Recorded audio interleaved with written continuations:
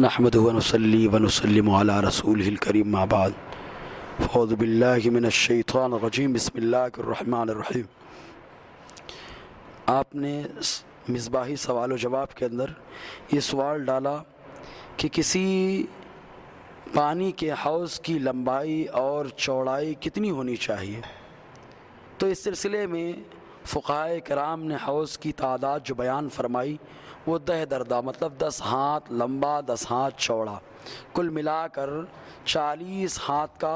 حوض ہونا چاہیے۔ اور یہ ایک حدیث پاک سے ماخوذ ہے کہ حضور صلی اللہ علیہ وسلم نے ارشاد فرمایا، ایک کنویں کے بازو میں اگر کنواں کھودنا ہے تو 10 ہاتھ کی دوری پر کنواں کھودا جائے،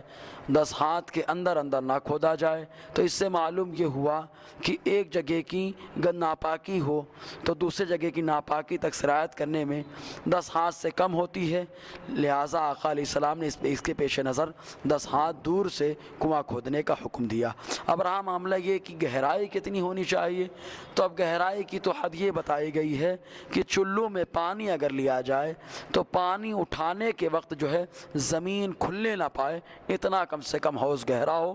اور زیادہ کی کوئی حد نہیں ہے۔